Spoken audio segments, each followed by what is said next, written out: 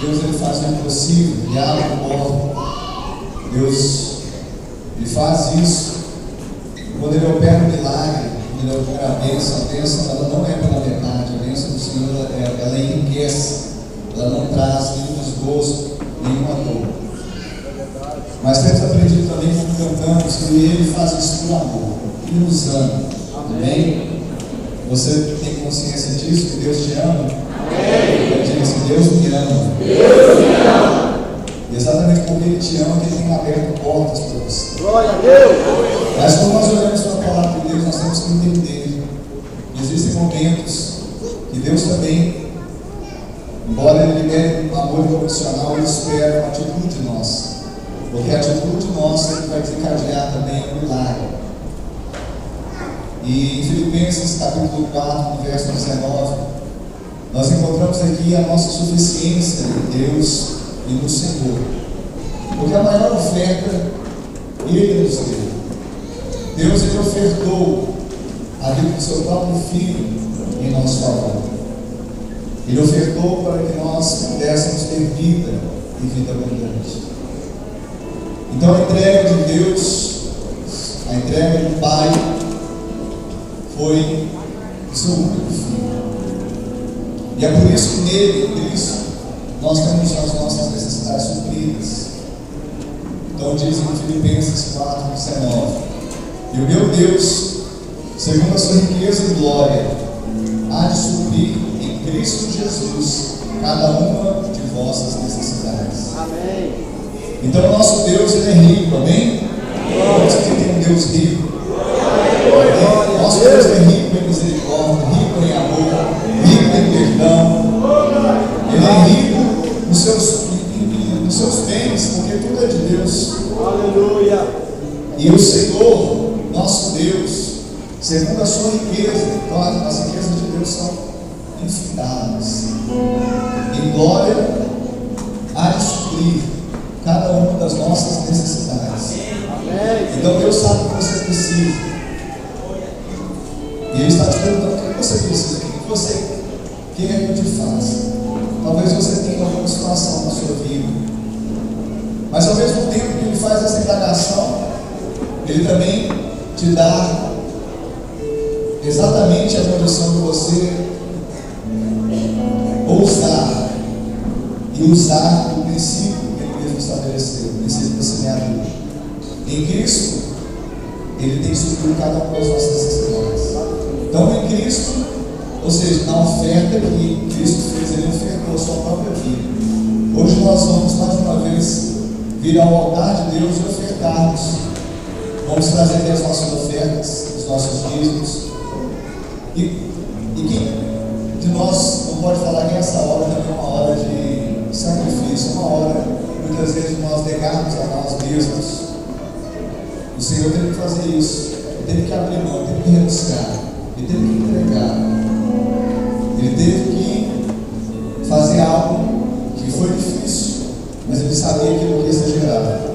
Então, queridos, nessa hora, muitas vezes há uma batalha espiritual, porque o inimigo fica soprando tantas falácias, tantas coisas. Eu fico com a palavra de Deus. Quantos ficam com a palavra de Deus?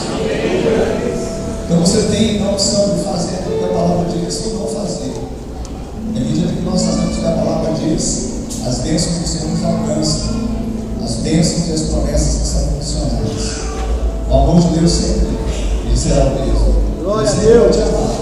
Mas as promessas, as bênçãos, elas estão condicionadas a uma atitude de fé nossa. É o que nós vamos fazer agora, aqui no altar de Deus. Você tem a oportunidade então, de entregar a sua oferta liberal e devolver os dízimos à casa do tesouro. Você precisa do envelope, faça o sinal com a sua mão, os diáconos, os diaconistas vão entregar um envelope para você, para que você prepare o seu melhor. Você pode olhar para a pessoa que está do seu lado e dizer assim: entregue o seu melhor.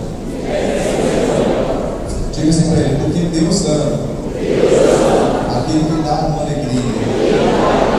Amém? Então, o nosso melhor nós fazemos porque Ele entregou o melhor dele para nós. Nós fazemos isso com alegria.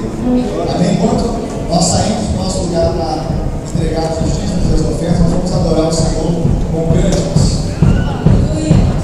O Senhor nosso está nos ouvindo.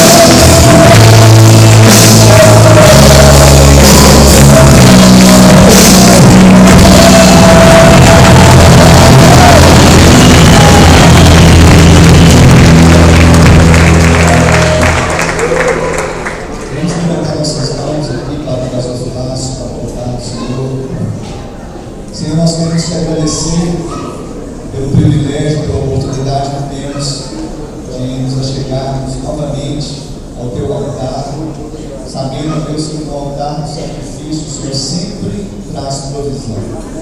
O Senhor possa gerar sempre esse coração, Deus, em nós, um coração amoroso, um coração abnegado, um coração desprendido. Nós temos um único Deus, Deus vivo e verdadeiro, Deus de Abraão, de Isaac e Jacó. Não existe mamon, não existe riquezas, não existe nada nesse mundo, ó Deus, que tenha ocupado o seu lugar.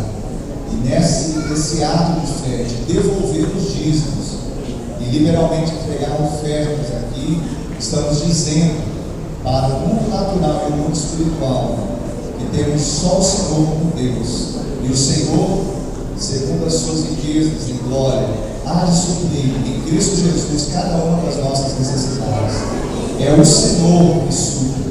Nós não dependemos de sistema econômico ou político, nós não dependemos, ó Deus, de nada que está à nossa volta, dependemos do Senhor.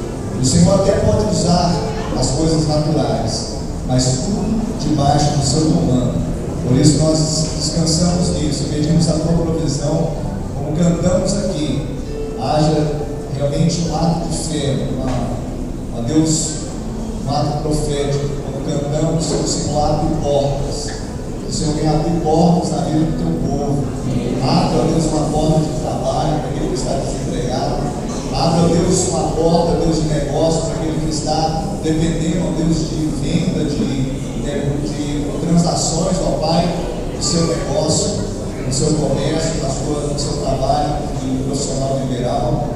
Que o Senhor venha abençoar também aquele que está também investindo, ó Deus, e está investindo o seu tempo no estudo, investindo, ó Deus, em qualquer área, que é com o intuito, ó Deus, de alcançar lugares, mas que tudo isso, essas portas sejam para louvor da tua glória. E quando esse servo, essa serva do Senhor alcançar esse patamar, sendo fiel no pouco, muito ele sendo colocado, ele venha se lembrar que foi o Senhor quem fez, venha testemunhar do seu poder,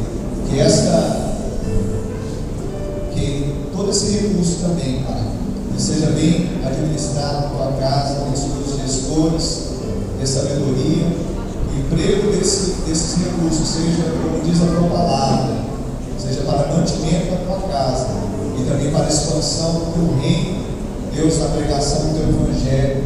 Então, Deus, porque nós queremos ganhar o Berlândia do Senhor Jesus. Amém. Dizemos amém. Amém. Eu acho que uma boa parte do Berlândia está aqui nessa noite, né? Tem muita gente aqui hoje, né? Graças a Deus. Eu queria que você se sentasse, não vou liberar as crianças ainda, porque tem um momento muito especial aqui. Só um minutinho, tá bom? Elas podem até ficar aí atrás.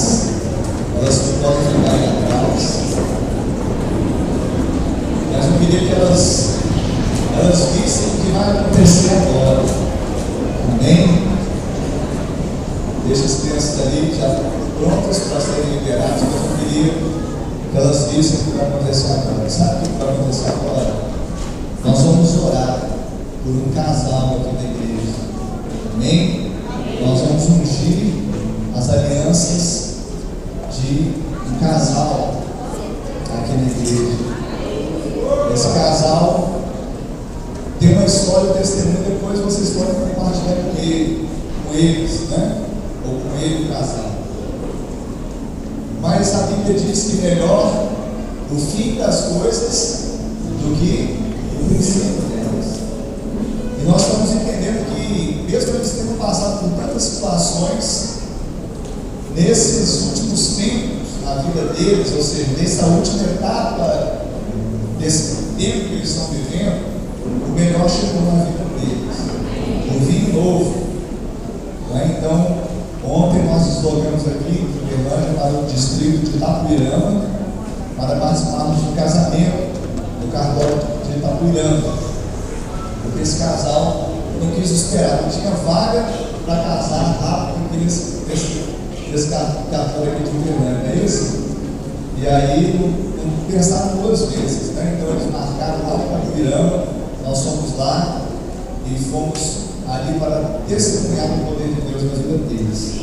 Eu queria chamar aqui no altar de Deus o nosso irmão Vanderlei, a nossa irmã Ângela. Eu queria que vocês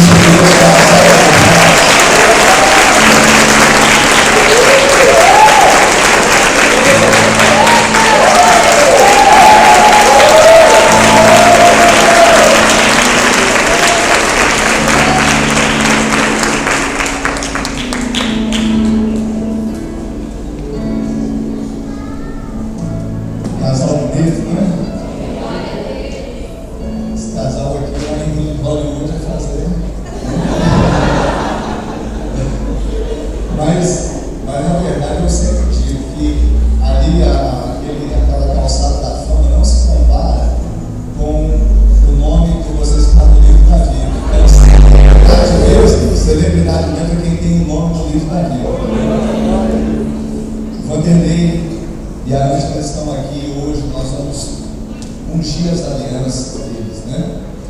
E como um ato, né, tem que reveste toda uma simbologia, eu gostaria que vocês tomassem, né, a aliança um do outro. Isso. E nós vamos declarar, né? E eu falei assim, eu vou colocar nem papelzinho ali, um script, vai ser uma coisa natural, bem espontânea. Se faltar alguma coisa, aqui você pode também ficar na liberdade de dirigir a sua amada, a sua esposa. Amém? Primeiramente, né, eu, como ministro do Evangelho, nós temos essa autoridade do Senhor, né, para liberarmos bênçãos sobre essas alianças. E as alianças, elas simbolizam, que nós ouvimos hoje de manhã a mensagem do irmão Valdir, e elas têm no início, mas não tem um fim. Elas nos remetem a algo que não tem fim, né? E eu queria antes, né, disso falar de um texto aqui rapidamente.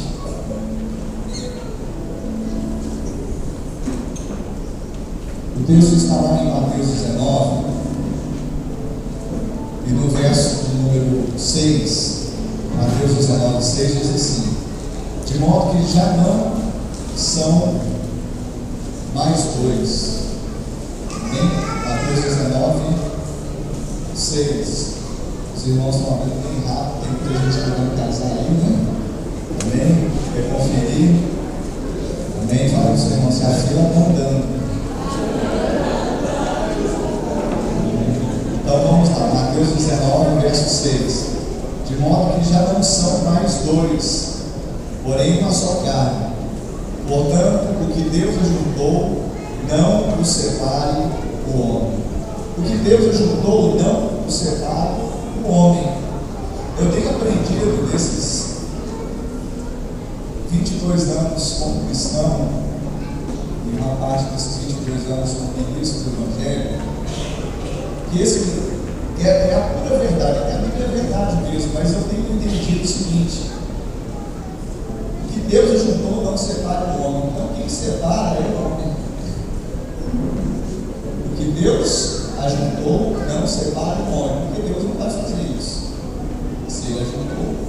Então, eu tenho certeza que nós vamos empenhar uma palavra de vontade de Deus.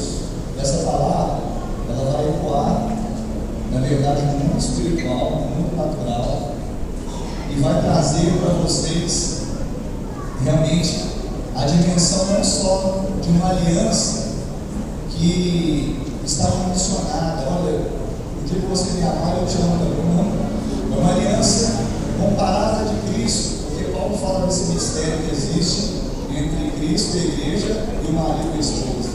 Então a aliança é uma aliança ali muito parecida com a de Cristo, que é a aliança de entrega. Jesus, ele se entregou nessa aliança. Amém? Glória a Deus. Então, vou chamar a pastora também para me ajudar na unção. E nessa hora, né, você vai olhar para essas coisas. Vai repetir as palavras. Amém? Eu, Vanderlei, te recebo, Ângela, como minha legítima esposa.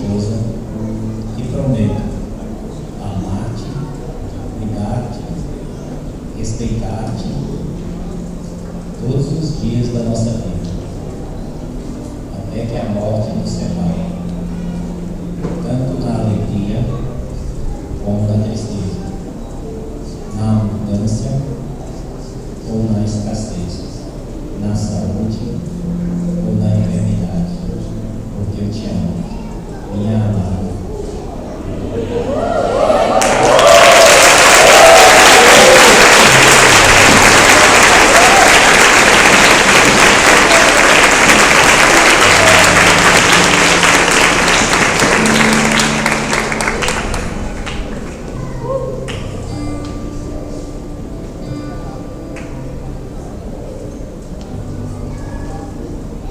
E hoje te aceito como meu legítimo esposo e prometo amar-te, respeitar-te, auxiliar-te na tristeza ou na alegria, na saúde ou na enfermidade, na abundância ou na escassez, mantendo-me fiel a ti, até que a morte nos separe.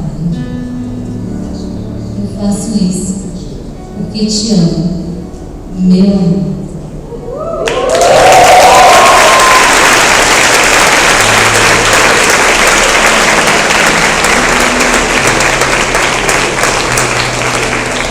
E com essa aliança, Vanderlei e também a Ângela selam,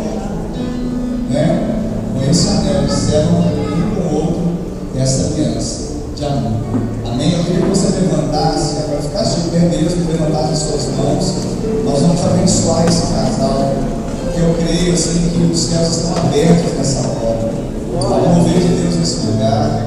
Nós temos acompanhado esse casal. Eu mesmo fiz o discipulado 1 a 1 com o Vanderlei, quando ele era jornada. A Ângela também passou por discipulado, com a Conceição. E nós, o pastor, estivemos cobrindo a vida desse casal. E tem sido uma bênção para nós celebrarmos no altar, esse momento com vocês. Amém? Senhor, nós queremos, como igreja,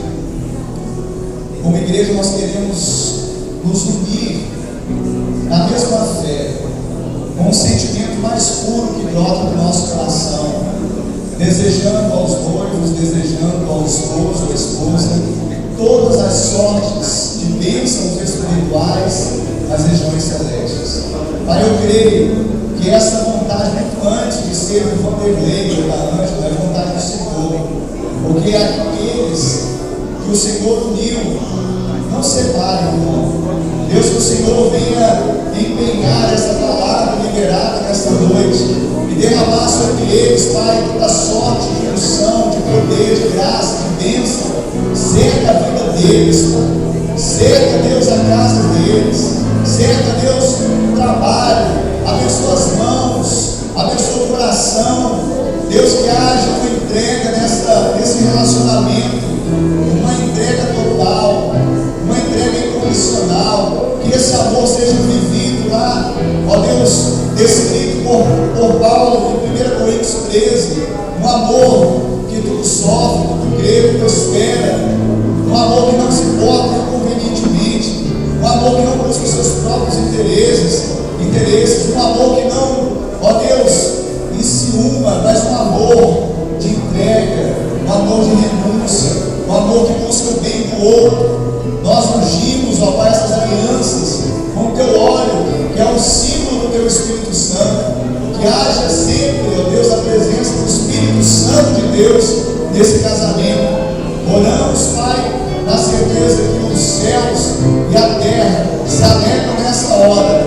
E nós todos queremos abençoar esse casal, dizendo: Deus abençoe com toda sorte de bênçãos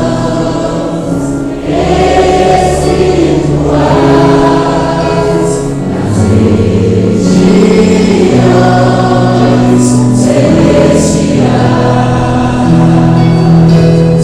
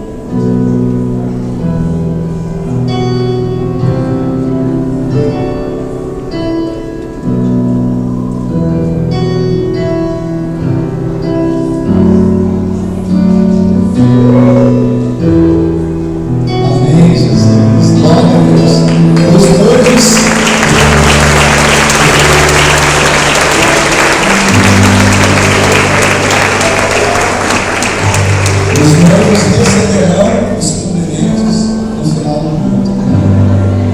Você pode se sentar, as crianças ainda não vão, por favor. Ainda tem mais um aviso, será aqui, a pastora Natália vai dar um aviso importantíssimo. Amém?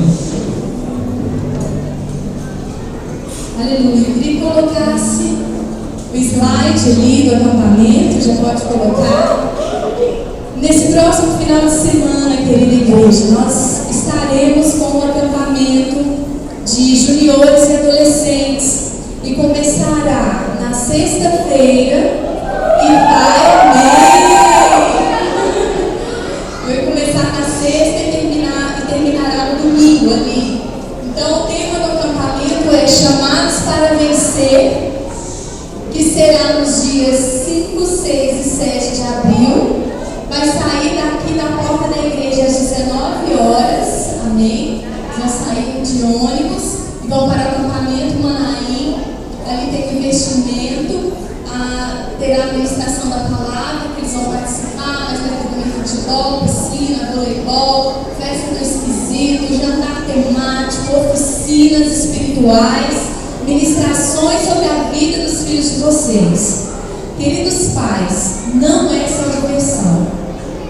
A minha vida foi mudada com um acampamento. Os meus filhos, que são pastores, hoje eles são pastores em Florianópolis, mas antes eles eram pastores em Goiânia. Eles investiram na minha vida quando eu era adolescente. Eu devia ter mais ou menos uns 10 anos de idade. E ali eu tive uma experiência com o Espírito Santo. Eu tive uma experiência com a palavra de Deus tremenda. E a minha vida nunca mais foi a mesma depois desse acampamento. Então, pode ser nesse acampamento que a vida do seu filho vai ser transformada. Então, vale a pena. Aliás, no final você vai falar assim, nem teve pena. Nem teve pena, porque é um momento assim muito especial. Você que vai colher os frutos. Quem vai colher os frutos é você. Lá no futuro, assim como eu fiz recentemente com os meus filhos, eu tive a oportunidade de estar com eles agora no mês de janeiro. E eu tive o privilégio de agradecê-los pelo investimento que eles fizeram na minha vida naquele final de semana em Goiânia, quando eu tinha 10 anos. Eu disse para eles, muito obrigada, porque a minha história começou a mudar a partir dali. Então eu creio que pode ser assim na vida dos filhos de vocês. Às vezes os pais pensam, é só mais um acampamento. Não é só mais um acampamento. A palavra de Deus nunca é mais uma. Ela é a palavra de Deus. Na verdade, o futebol, a piscina, o voleibol, as brincadeiras, as festas, é só um pretexto. É só uma chamada, é só uma forma de nós convocarmos, inclusive, crianças e adolescentes que não são da nossa igreja também. Amém? É também uma forma de evangelizar, de chamar a atenção. Mas eu quero dizer para você, pai e mãe, é muito importante.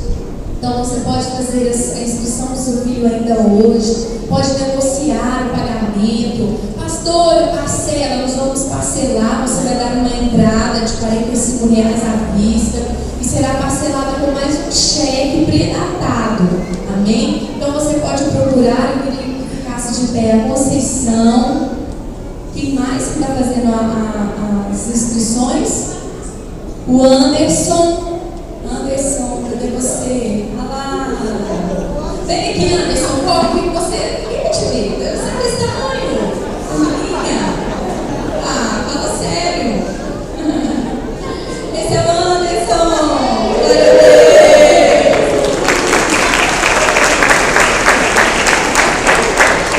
Então, os irmãos podem procurar esses amados. Muito obrigada por fazer a inscrição. E a Valéria também aguarda mais um momento. A Valéria também tem um aviso para dar. E as crianças também devem ouvir esse recado. Glória a Deus. Para o Senhor, igreja. Amém. A pastora falou que no próximo final de semana, mas o próximo é Páscoa. É no outro. O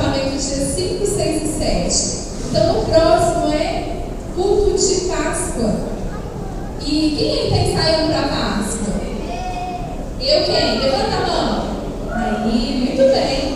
Esse recado é para vocês, pais ou responsáveis das crianças, juniores e adolescentes que estão ensaiando para Páscoa. Nós temos um ensaio geral, quarta-feira, às 19h30, aqui na igreja. Não ia trazer o Caleb, mas por que eu trouxe o Caleb aqui em cima? Você que tem criança, bebê, maior ou menor que o Caleb, se ele tiver uma roupinha branca, você está convocada a vir para o ensaio, mamãe ou papai. Você vai trazer a sua criança, no ensaio não precisa vir de roupa branca, mas na Páscoa precisa. Então, domingo que vem as crianças estarão com roupa branca. Somente algumas crianças que não usarão roupa branca, mas essas a gente fala individualmente com os pais.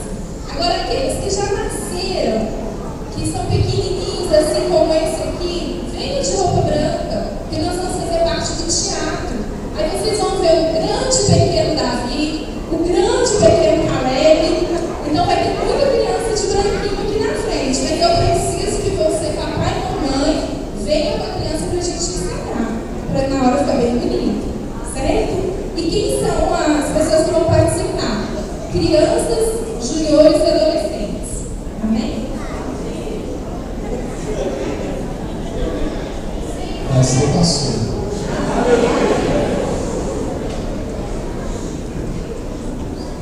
Amém. Então, nós vamos liberar, sim, nós vamos liberar, depois você volta aqui. Eu estou vendo o relógio, eu creio que dá tempo, senão esse testemunho maravilhoso, ele vai fazer aniversário. E eu creio que é o pouquinho para esse testemunho hoje.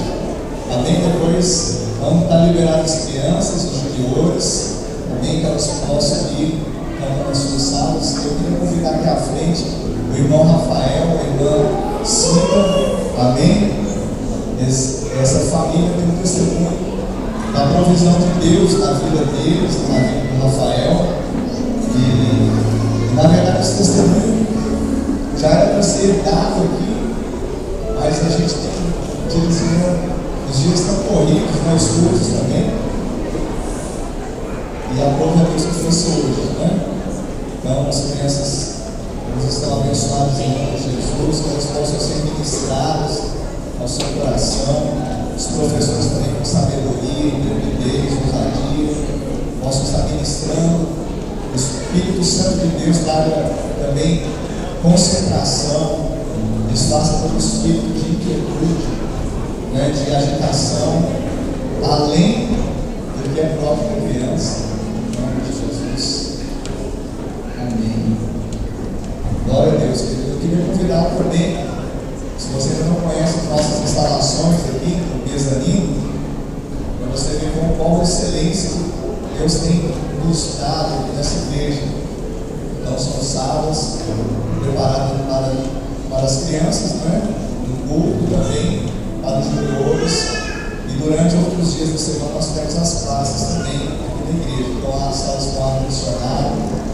Então é uma excelência que Deus tem dado. E isso é para o testemunho do Senhor. Então, se você quiser subir aqui, dar uma olhada, como que Deus tem abençoado essa igreja, abençoado esse ministério, e é em função também da sua fidelidade e do seu amor pela obra do Senhor. Amém? Enquanto a Cida vai estar vindo, eu queria já passar aqui a palavra para o Rafael, para dar esse testemunho maravilhoso, né, querido? Amém? Chama o Rafael de menino prodígio, né? Jovem, Senhor. Amém. Paz do Senhor, irmãos. Amém. Vou falar porque senão você estava falando, não sei o que é na Páscoa. Aleluia. Deus tem sido tão bom. Uma das coisas que o pastor falou aqui, que ficou na minha cabeça hoje na reunião, que o amor de Deus é o mesmo, né? E realmente, a gente tem experimentado da fidelidade, a gente tem experimentado do amor do Senhor nas nossas vidas, na nossa casa. E graças a Deus, há um tempo atrás, quando eu comecei a vir para a igreja, eu vim a pé, porque a gente veio de Belo Horizonte para cá e eu não trabalhava ainda e não era todos os dias que eu tinha condições de pegar ônibus. Então eu vinha nessa área lá da Antiga 49, não é muito longe, mas tem algumas pessoas que acham que é muito longe, né? E eu vinha cantando, que eu gostava de cantar lá em casa, pode cantar aí! Vou a pé que eu vou cantando na rua e o povo assusta, né? Glória a Deus, eu dou glória a Deus. E aí eu vim, né, várias vezes, às vezes na chuva, eu contei com o apoio de muitos irmãos aqui da igreja, o pastor inclusive foi um dos que foram lá em casa muitas vezes para dar carona, a pastora. Não posso citar nomes porque senão vai faltar, porque essa igreja realmente é amorosa e a gente foi acolhido pelos irmãos, não só pela carona, né, mas por tantos outros apoios também, espiritual principalmente. E aí no fim do ano passado, meu irmão falou: Marco, a gente precisa comprar um carro.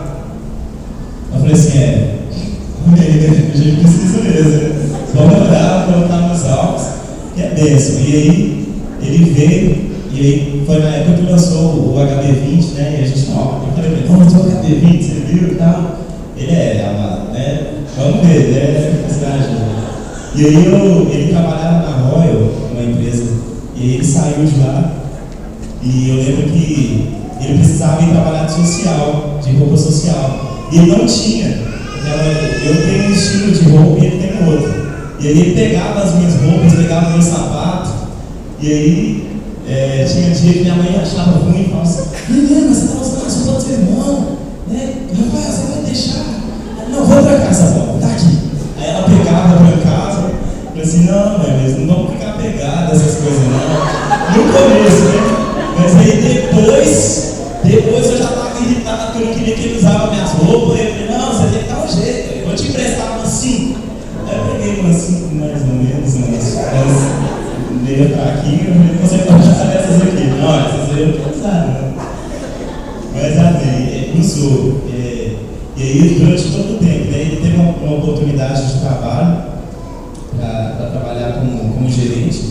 E ele saiu, né, e desde então, depois que ele recebeu essa proposta, ele foi uma das coisas que ele sempre foi dizimista fiel.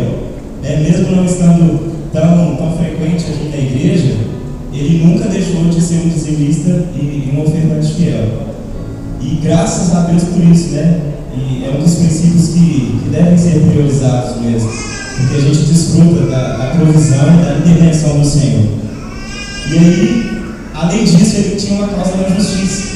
Era uma causa que saiu, e aí com essa causa, tipo assim: vou pegar o dinheiro, a gente dá a entrada no carro, a gente financia o resto.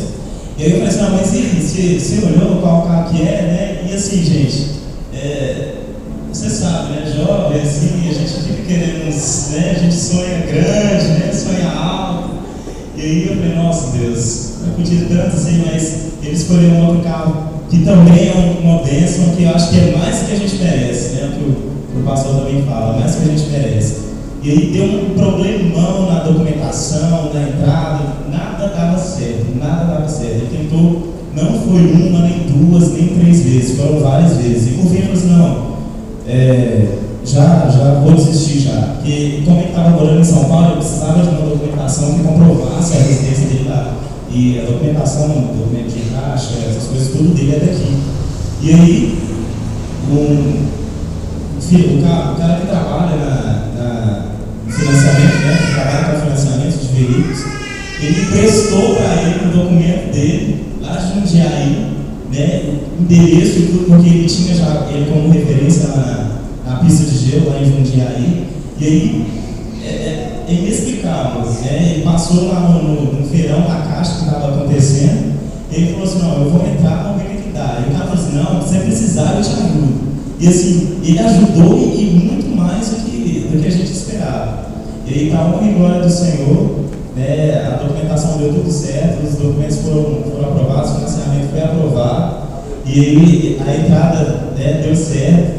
E aí a gente está agora com uma bênção aí de 4 rodas, para a honra e glória do Senhor, né? Para a disposição do reino de Deus, para a casa do Senhor, porque nada é nosso, tudo é dele, tudo é por ele, para ele, né? E algumas pessoas falam assim: nossa, mas que isso? E é seu, né? Esse carro, a gente fala: não é nosso, esse carro é do Senhor, porque se não for ele, nós não temos nada. E eu não estou aqui para falar só de bênçãos materiais, eu não estou aqui para contar algo que aconteceu relacionado ao material, porque Jesus volta, tudo vai ficar aí, né? Casas, mansões, Às vezes o nosso status profissional, às vezes carros, né, vai ficar tudo para trás. Mas o que permanece é a nossa aliança com o Senhor. E a aliança que você tem com Deus, ela é inquebrável, ela é infalível. E se você tem, né, algo no seu coração, objetivos, alvos no seu coração, permaneça fiel. Em primeiro lugar, eu queria te dar uma dica. Se você não é dizimista e não é um ofertante fiel, seja um dizimista e um ofertante fiel, meu irmão. Você não sabe a diferença que isso faz. Né? E aí não tem como a gente falar, a pessoa tem que se experimentar, né? Não adianta a gente ficar falando. É igual um refrigerante que é lançado. Se você não experimentar ele para ver se ele é bom, você não vai saber se ele é bom. As pessoas podem até falar, se você não provar, se você não testificar, você não vai saber se realmente vale a pena. E aí, e aí, graças a Deus, se vocês forem dizimistas e ofertantes fiéis, vocês vão ver que a provisão do Senhor ela vai além do que a gente espera. Então eu agradeço a oportunidade, né? Eu amo ao Senhor em primeiro lugar, porque como eu falei, tudo é por Ele, tudo vem dEle e é para Ele, nada disso é nosso. Eu agradeço também à igreja, aos irmãos que se alegraram com a gente, comemoraram com a gente e para falar que a gente está à disposição.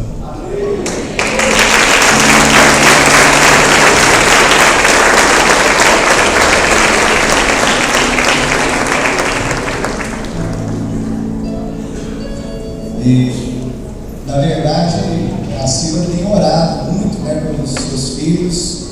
Ela falou que, né, eu entreguei a vida do Guilherme no altar de Deus. E a gente tem orado pela vida dele. Não sei se ele está nos assistindo hoje pela internet, né? Ele está lá no interior de São Paulo. Então, Deus te abençoe, Júlio. Você seja grandemente abençoado aí, faça diferença, você seja uma bênção a qual o Senhor te projetou para ser. Amém?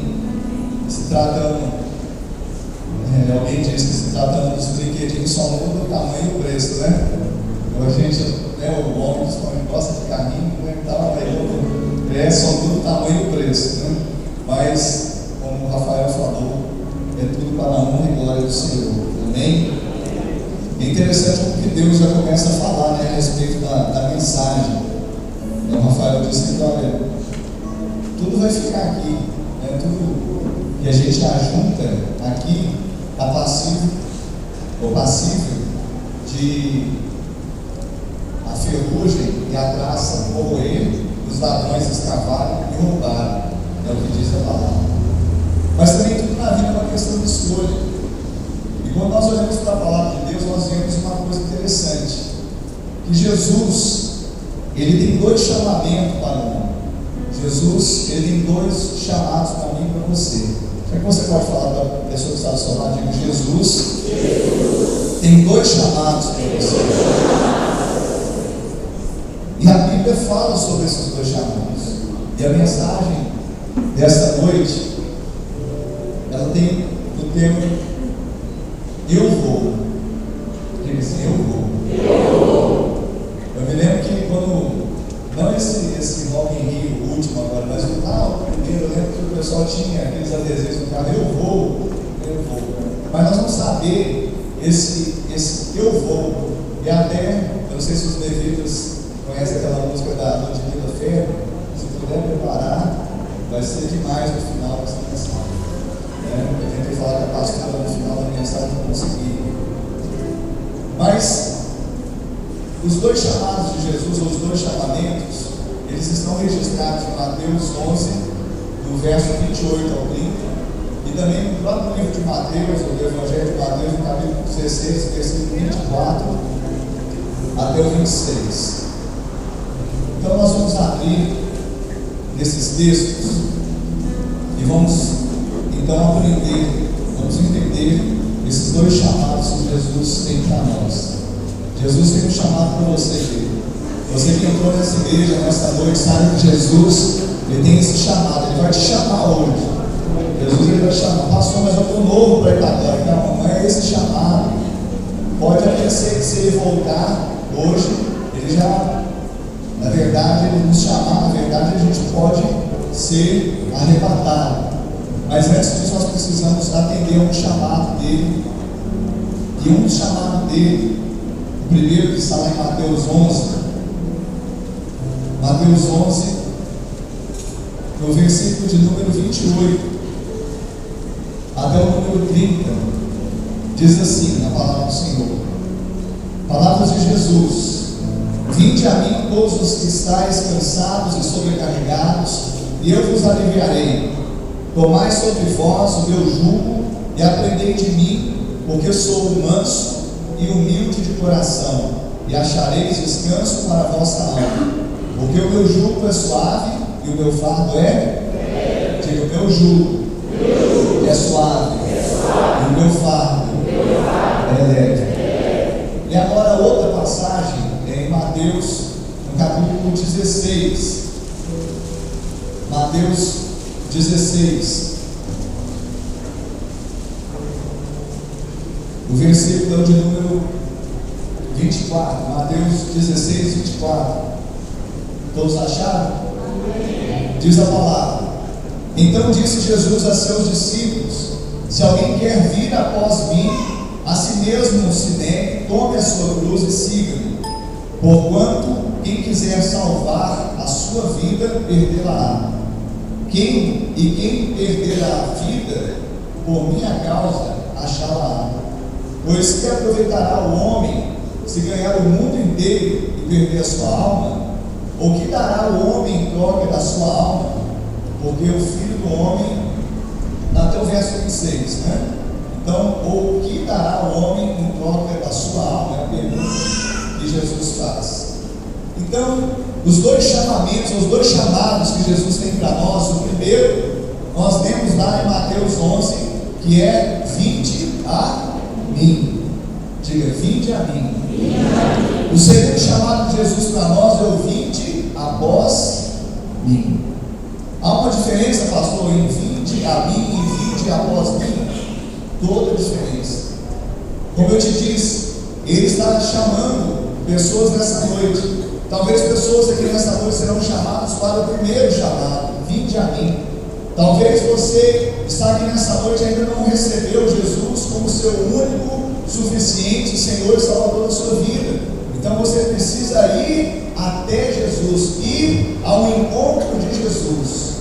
Mas talvez você está aqui e já recebeu Jesus como seu Senhor, como seu Salvador, mas você precisa de uma decisão nessa noite, de ir após Jesus. É interessante que vir a Ele, o primeiro chamado, o primeiro chamamento, vir a Ele, Ele implica em algumas perguntas. É para quem? Qual que é esse chamado de vir a Ele? Para quem é esse chamado? Quando nós olhamos para o texto de Mateus 11, nós vemos que é para todos que estão o quê? Cansados e sobrecarregados. Então, o primeiro chamado de Jesus, preste atenção, o primeiro chamamento de Jesus, vir a Ele, ou vinde a mim, Ele mesmo dizendo, é para todos aqueles que estão cansados e sobrecarregados. E aí, quando nós olhamos, quem são essas pessoas cansadas e sobrecarregadas? São pessoas que muitas vezes estão ali em tristeza, pessoas que estão ali em decepções, pessoas que passaram por um momento terrível na sua vida e não conseguem mais sorrir, pessoas que passaram por situações em sua vida onde a decepção não faz elas avançarem, porque elas ficam sempre presas. Será que eu vou ser decepcionado novamente nesse novo relacionamento, nessa nova etapa da minha vida? Igual nós olhamos para o Salmo, o salmista, no capítulo 16, o Salmo de número 16, no verso de número 11, Salmo 16, verso 11, a Bíblia diz assim: tu me farás ver os caminhos da vida, na tua presença a plenitude de alegria, na tua destra delícias perpetuamente. Ou seja, na presença de Deus a plenitude de alegria. Então, quando você vem para Jesus, quando você vai ao encontro de Jesus, você pode ter certeza, você pode ter convicção que na presença dele haverá abundância plenitude de alegria. Glória a Deus. Então, se você estiver passando por um momento de tristeza na sua vida, se você estiver passando por um momento de decepção na sua vida, saiba que Jesus quer que você vá ao encontro dele. Diga assim: eu vou. Quem são essas pessoas sobrecarregadas e cansadas? São pessoas que estão com o peso do pecado em cima delas. Também o autor dos Hebreus, no capítulo 12, no verso 1, ele fala que nós devemos nos livrar de todo o peso do pecado que tenazmente nos assedia. Corramos ao encontro de Jesus, olhando firmemente o autor e consumador da nossa fé. Então, se você correr ao encontro de Jesus, ali você tem como correr ao encontro dele, a presença dele, ainda que você esteja passando por situações de peso, às vezes de pecado, de tenazmente te assediando, ali na presença do Senhor, ele faz com que você seja livre, que você seja liberto, que você fique leve na presença dele. Talvez, querido, você pergunte: pastor, mas ainda assim eu quero saber quem são esses cansados e sobrecarregados. Muitas das vezes essas pessoas podem ser aquelas que estão cansadas e sobrecarregadas do mundo. Tem pessoas que não conseguem mais viver no mundo. Tem pessoas que estão assim a ponto de entrar num colapso mental. Tem pessoas que estão a ponto de dar um basta nas suas próprias vidas. Tem pessoas que estão entrando num quadro depressivo, não querem sair da sua casa, porque elas estão ali envoltas nas pressões do mundo, desse sistema do mundo. E aí essas pessoas, elas andam cansadas e sobrecarregadas. Mas Jesus também disse lá em João 16, 33, João 16, 33, ele disse: no mundo tereis aflições, tende bom ânimo, eu venci o mundo. Então, se você for ao encontro de Jesus, se você for abraçar Jesus, se você realmente responder sim para o chamamento de Jesus, vinde a mim, ele vai te abraçar. E assim como ele venceu o mundo, ele vai te dar vitória também em nome de Jesus. Só que você tem isso, dá uma glória a Deus bem alto. Então Jesus está te chamando, querido. É para todos que estão cansados, sobrecarregados, é todos aqueles que ainda não vieram a Ele. Mas existem algumas exigências, pastor. Nesse primeiro chamamento, sim, existem também algumas exigências. Tanto o primeiro chamamento de Jesus, quanto o segundo, existem exigências. As exigências desse primeiro chamado é que nós devemos tomar o jugo e o fardo de Jesus e aprender dele. Mas tomar o fardo e o jugo de Jesus é muito negócio para a gente. Eu não sei como alguém pode ainda hesitar em fazer isso, porque, queridos, o jugo de Jesus é suave, o fardo é leve. Então troca o fardo e o jugo com Jesus. É isso que ele te exige. Se eu vou ao encontro dele, se eu vou à presença dele, se eu abraço Jesus, se eu venho a ele, então troque o fardo com ele. Para de levar fardo pesado, para de colocar jugo, carga pesado na sua vida, porque você, quando tem um encontro com Jesus, a sua vida é transformada nele. Você crê nisso? Então essa é a exigência. Se chegar a ele, Tiago 4,8 diz: achegai-vos a Deus e ele se achegará a vós outros. Jesus é Deus, então nós devemos nos achegar a ele, porque assim ele se achegará a nós outros. Diga assim: eu vou. Quais ainda as outras exigências que nós temos nesse primeiro chamado? Ouvir a sua voz e abrir a porta. Lá em Apocalipse 3,20 diz que Jesus, ele está à porta e bate.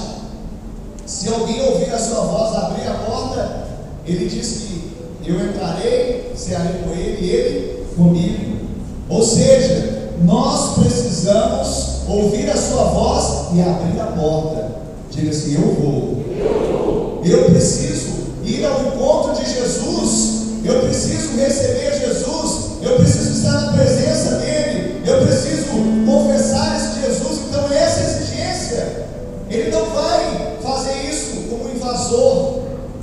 é agitador como nós cantamos aqui, né? Falando que ele não é de fato.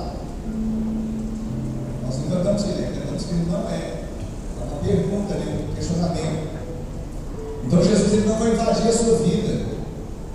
Sabe, se hoje você quiser sair da mesma forma que você entrou, você pode sair. Ninguém vai te obrigar a nada aqui. Tem pessoas que pensam que aqui na igreja fala, é uma lavagem, não tem nada disso. É tudo uma questão de escolha. Tudo na vida é uma questão de escolha. Jesus continua te chamando.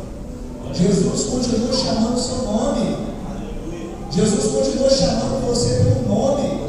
Jesus continua, sabe, te amando. Ele está jogando, sabe, laços de amor, laços de benignidade. A palavra diz que um amor eterno te amei, como benignidade eu te atraí. É isso que ele faz todo o tempo. Agora, qual vai ser a resposta? A resposta é essa: abrir meu coração, ouvir a sua voz, abrir a porta da minha vida para que ele entre. E a última exigência que eu coloquei por essa mensagem é crer que ele existe, que ele é galardoador.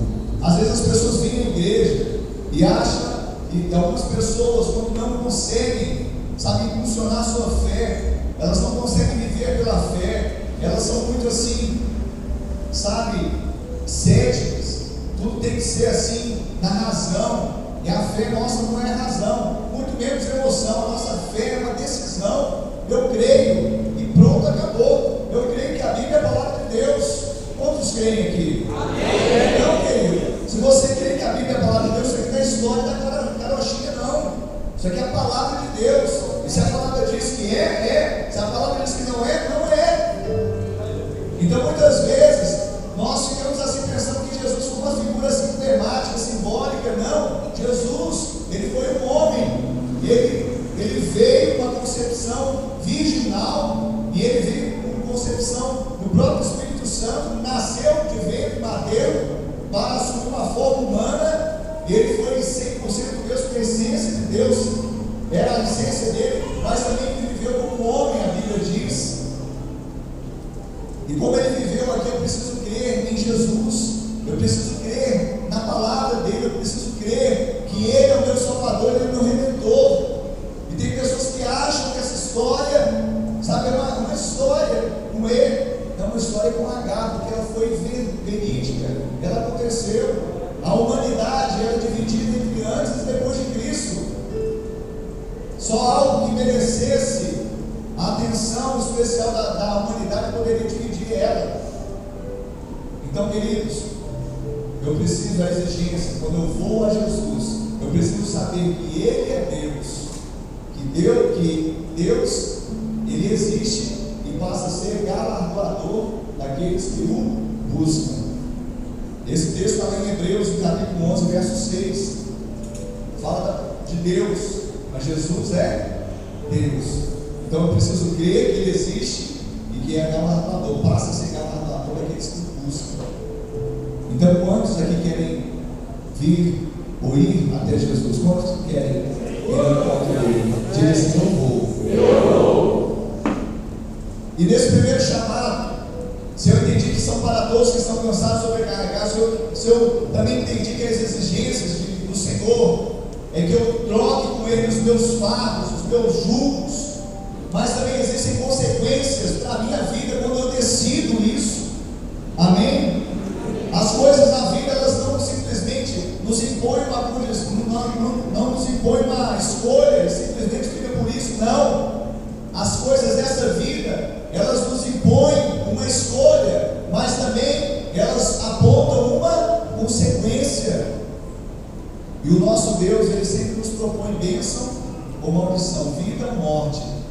E como nós temos dito, e hoje o versículo reproduziu hoje de manhã, né? Deus vem e sopra no seu ouvido, dizendo: escolhe a bênção, escolhe a vida, para que tu vivas, tu e a tua descendência. Então, as consequências para o primeiro chamado, vir a Jesus, tomar ali, trocar com Ele o fardo e o jugo, a consequência, sabe o que é? Alívio, descanso para a alma. Alguém precisa disso nessa noite? Alguém aqui como eu precisa de alívio e descanso para a alma? Então diga assim: eu vou, Senhor. Já estou indo. Amém? Alívio, descanso para a alma, salvação.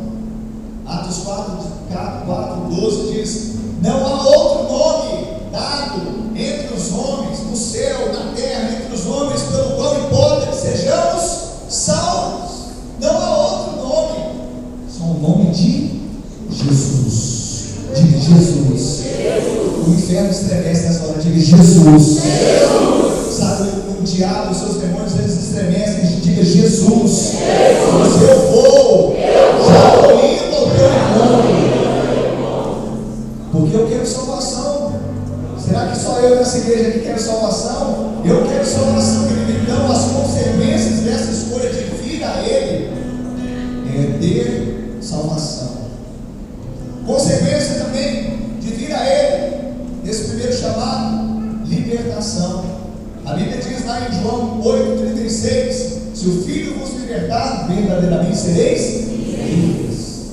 Então, se você vem ao encontro de Jesus, Ele é o Filho. Amém? Quantos filhos de Deus nós temos aqui? Jesus é filho também? É. Jesus é filho com F maiúsculo. Amém? Nós somos filhos com F minúsculo, porque Ele é o único Filho de Deus. O único Filho, Ele é o unigênito, mas passou a ser o primogênito. Por quê? Porque através dele, dele, por Ele, para Ele, nós passamos a ter também acesso a todas as coisas do Pai. Aí nós somos adotados. Aí nós somos filhos por adoção. Jesus é aquele filho legítimo mesmo, sabe? E nós somos os filhos por adoção. Mas preste atenção, a Bíblia fala aqui em João 8,36, ela fala que se o Filho vos libertar, verdadeiramente sereis livres. Então o Filho ali é com F maiúsculo, é o Filho de Deus, é o Filho do homem, é o nosso Cristo, é o Cristo Redentor. E se Ele te liberta, é porque você está indo ao encontro dele. Diga: eu vou. Jesus também, Ele disse: se nós fôssemos até Ele, nesse primeiro chamado, Ele também nos daria cura. Marcos 6:56, olha só interessante. Marcos 6:56. Jesus estava lá na região de Genezaré. Interessante que Ele estava na campanha ali de sinais, curas e prodígios. E olha só o que está registrado aqui: Jesus está em Genezaré. Ele tinha, estando já do outro lado, chegaram à terra em Genezaré, onde aportaram. Então, eles aportaram nessa terra. Aí o povo reconheceu que Jesus tinha chegado naquela terra. E ele começou a percorrer toda aquela região. Aí sabe o que aconteceu? As pessoas pegaram os leitos dos enfermos para onde ouviam ele estava. Então as pessoas foram até ele. Diga: eu vou. Então elas eram levadas até Jesus. Jesus sempre dizendo: vinde a mim. Então eu vou. Olha o verso 56. Onde quer que ele entrasse nas aldeias, cidades ou campos, punham os enfermos nas praças, rogando-lhe que os deixasse tocar ao menos na orla de sua veste. E quantos a tocaram saíram curados. Querido, se você hoje, pela fé, acessar a presença do Senhor, dizer: Senhor, eu sei que esse primeiro chamado é para mim, eu ainda não decidi, mas eu quero decidir nessa noite. Eu estou tão cansado, tão sobrecarregado, e eu sei também que mesmo diante das exigências que a Tua Palavra coloca, mas elas não são pesadas para mim, porque eu quero trocar, não aguento mais esse fardo, esse jugo. Eu quero trocar com o Senhor, eu quero me chegar ao Senhor, eu quero ouvir a Sua voz, abrir a porta do meu coração. Eu quero crer no Senhor de verdade. Aí nessa noite você pode tocar pela fé na ordem de Jesus. E aí você pode tocar com fé, e com fé também sair virtude da presença dele na sua vida. E de curar não só o seu físico, mas curar a sua alma. Sabe, Jesus pode fazer isso nessa noite. Glória a Deus. Só que você tem que ir ao encontro dele. Diga: eu vou.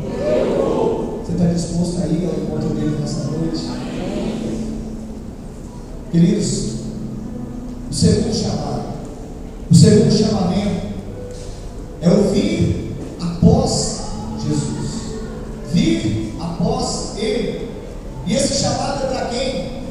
O vir após Jesus, nós achamos, muitas vezes que era só para os discípulos, porque o próprio Evangelho de Mateus, nós lemos, né, Mateus 16, aqui está relatando. Então disse Jesus a seus discípulos. Mas quando nós lemos e fazendo, a gente chama na teologia, né, de exegese bíblica, pegamos outros textos para contextualizar, nós vemos que juntamente com os discípulos de Jesus, você pode olhar no mesmo Evangelho de Marcos e de Lucas, você vai ver que Jesus chamou os discípulos e a multidão também. Ele chamou os discípulos e a multidão. Então esse segundo chamado também ele é para todos que estão com Jesus, que vieram até Ele. Agora todos que estão com Jesus, que vieram até Ele, querem ser verdadeiramente discípulos, aí é uma outra coisa.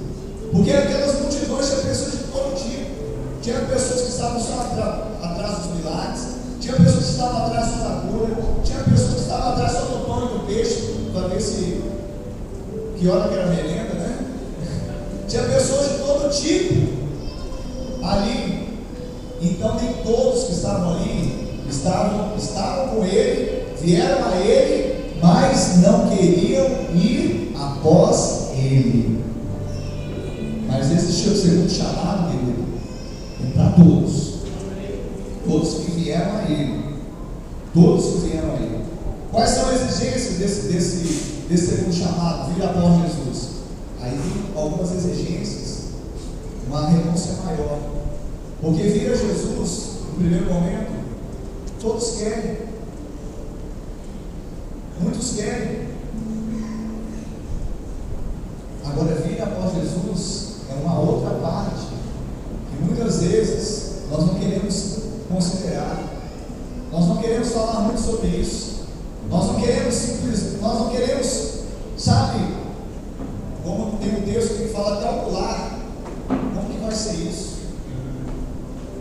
Quais as exigências? As exigências é negar-se a si mesmo, tomar a sua cruz e seguir. Negar-se a si mesmo é negar a sua própria vontade. Negar a si mesmo é quando você acha que está com a razão e vem Jesus e fala que você não está com razão. Negar a si mesmo é quando você fala assim: eu vou fazer isso. Aí você vê na palavra que isso não tem nada a ver com a vontade dele. E aí você tem que negar-se a si mesmo. Negar-se a si mesmo é muitas vezes você querer dar um soco na cara de alguém que fez um mal a você, e você fala: não, Jesus não faria isso no meu lugar. Eu não tenho respaldo bíblico para isso. Eu nego a mim mesmo. E a minha vontade humana era dar um soco na cara daquela pessoa. Mas aí eu nego, é verdade, vamos falar assim, bom e claro português. Aí então essa segunda parte é assim, pastor? É. E ninguém vai enganar ninguém aqui não. Nós temos que pregar a palavra. Negar a si mesmo, querido. Não é você vir à igreja e simplesmente ouvir o que você quer ouvir. Ou às vezes você ir procurar em algum lugar uma pessoa que vai dar palavra revelada para você, aquelas que você gosta de ouvir. Não. É quando você se volta à palavra e sabe que muitas coisas na sua vida não tem nada a ver com a palavra. Aí você precisa negar-se a si mesmo. E aí não fica com raiva do pastor ou do líder. Se é para fazer bem-sim, faz bem-sim para Jesus. Mas Ele vai continuar te amando. E Ele vai continuar te chamando: vem, meu filho, vem após mim. Você já veio a mim, agora vem após mim. Vem após mim.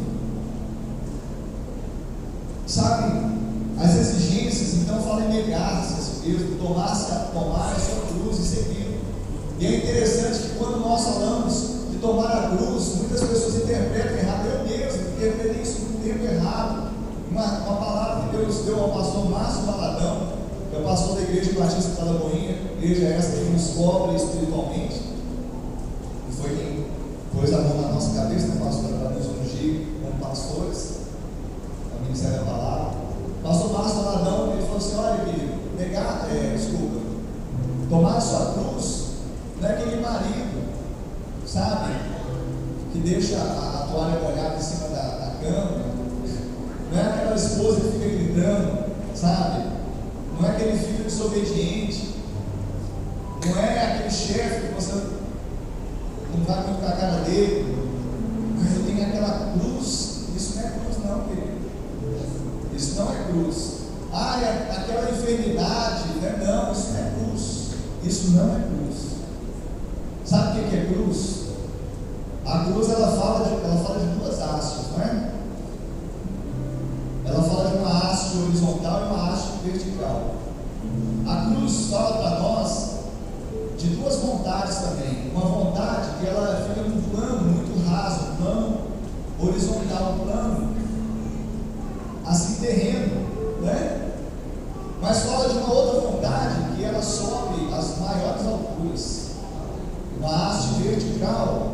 E assim como a Bíblia diz que os pensamentos e os caminhos de Deus estão mais altos do que os nossos, assim como a terra e o céu, a terra e o céu, assim também a nossa vontade é a vontade de Deus.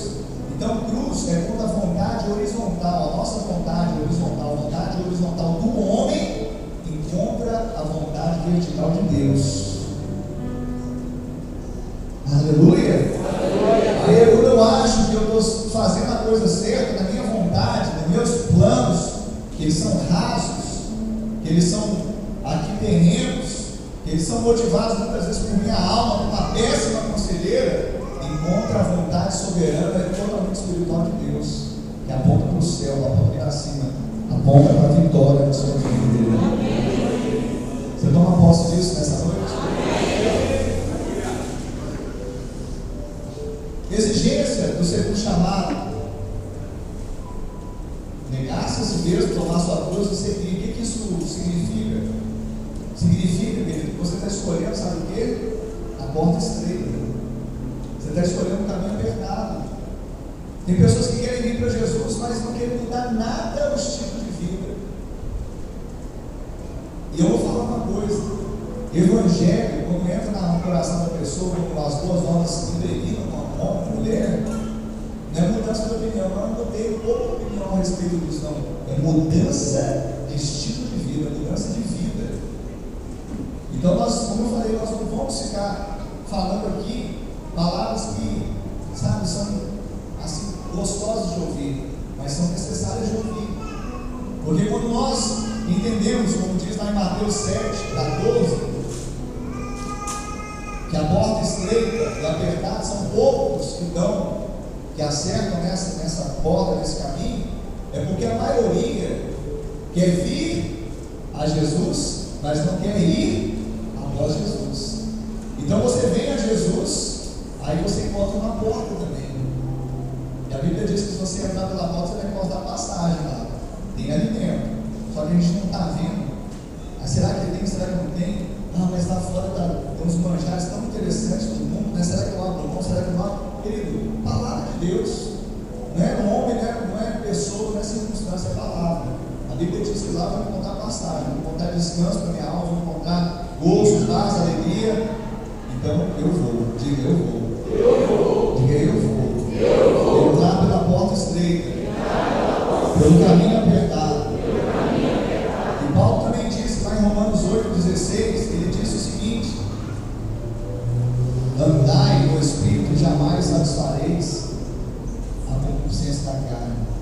Exigência para vir após ele, andar no Espírito, porque se você for andar na carne, vai dividir.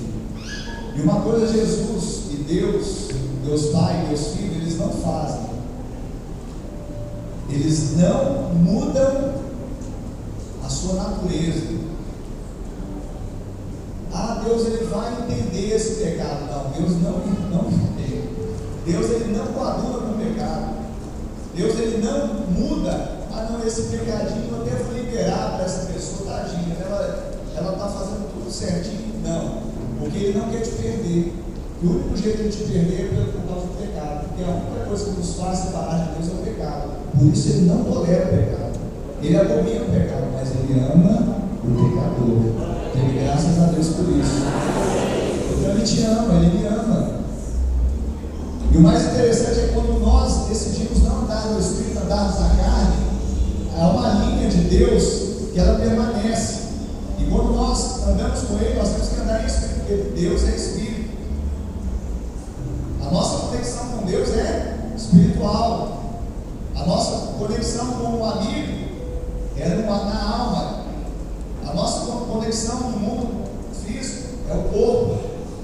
Mas preste atenção, quando nós estamos andando no Espírito junto com Deus, e nós, em algum momento, nós nos desviamos e começamos a andar na carne, Deus, Ele mantém a sua constante. Ele mantém a sua constante. Ele vai continuar sendo santo, Ele vai continuar sendo fiel, Ele vai continuar sendo justo, Ele vai continuar dominando o pecado, mas Ele vai continuar também te amando com amor eterno e tentando te atrair com benignidade. Ele vai continuar lançando laços de amor, situações na sua vida para você voltar. Volta, querido. Diga assim: eu vou. Talvez esse seja o chamado para você hoje: voltar. Eu vou voltar. E existem outras exigências. Falaria aqui de Lucas 14, 26, que diz que aquela pessoa que quer ser discípulo de Jesus, ou seja, quer vir após Ele, ela deve amar menos a seu pai, a sua mãe, a sua mulher, a seus filhos, a seus irmãos, as suas irmãs e ainda a sua própria vida. Amar menos do que ama a Jesus. Será que você está disposto a isso? Será que você está disposto a isso? Jesus, Ele não está falando, a palavra de Deus não está falando para você não amar. As traduções trazem assim: não aborrece pai, mãe, não é? Não aborrece. Aborrecer, no original, é o mesmo que amar menos. Então, em nenhum momento, nós como igreja falamos assim: não ame, porque Deus não fala isso. Ele fala o quê? Quem quiser ser meu discípulo, Jesus está dizendo, tem que amar menos pai, mãe, irmão, irmã e até a si mesmo do que a mim. E tem pessoas assim que, sabe, assim, a família dele é o bem mais precioso que nós temos aqui na terra, bem? Você concorda com isso? Mas o dia que você inverte esses papéis, você coloca a família no centro e sobre todos, isso vai trazer um problema muito grande. Ah, mas eu estou amando. Esse amor, ele vai ser nocivo, porque nós temos que colocar Jesus no centro da nossa vida. E aquele que quer ser discípulo, ele precisa disso. Em Gálatas 2:20 também fala, logo, Paulo fala assim: logo, não sou mais eu quem vivo, mas Cristo vive em mim. E esse viver que agora tenho na carne, vivo pela fé no Filho de Deus que me amou e a si mesmo se entregou. Então, queridos, diga assim: não sou eu mais quem vive. Quantos já passaram pelo primeiro chamamento? Quantos já passaram pelo primeiro chamamento? De vir a Jesus e conhecer Jesus. Se você já passou pelo primeiro chamamento, hoje não poderia mais o Ricardo, a Ana Cláudia, o Rafael, o José, a Maria, o Joaquim está vivendo, não é? Eles não podem viver mais. Quem tem que viver? Jesus. Jesus tem que viver no seu lugar. E é uma perguntinha básica em cada momento da sua vida: o que Jesus faria no meu lugar? Na hora. Você não precisa ser. Tem pessoa, pastor, o que a Bíblia diz? Não. Se na hora não tiver o pastor, não tiver os universitários, não tiver nada, só pergunta assim: o que Jesus faria aqui no meu lugar? Será que Jesus ia se prostituir? Será que Jesus ia fazer essas coisas aqui? Eu não vejo Jesus fazendo essas coisas, então faça. Então, queridos, Paulo ele chegou numa dimensão, e é para nós chegarmos também. Ele fala assim: não sou eu mais quem vive, ou quem vive, mas Cristo vive em mim. Cristo vive em mim. Sabe a dimensão, então, desse segundo chamado é deixar Cristo viver em nós. Sabe por que muitas vezes, nesse segundo chamado de vida após Jesus, muitas pessoas se perdem pelo caminho, muitas pessoas se cansam no caminho, muitas pessoas continuam trazendo coisas assim: eu sabia que esse negócio ia dar certo, lá no mundo era melhor, agora é a minha vida, e começa a reclamar. Por quê? Porque está vivendo fora do propósito de Deus, está tentando viver maquinalmente, religiosamente. Não deixam ser guiados pelo Espírito Santo. Ao invés de estar se enchendo a sua vida com as coisas de Deus, está se enchendo a sua vida com as coisas do mundo. Essas não vão te dar sustentação na hora de decidir, porque Jesus ele não está nisso. Agora, quando você deixa o Espírito Santo te encher, aí quando você for tomar uma decisão, vai ser tão espontâneo que Jesus come por você, que você vai falar: obrigado, Jesus.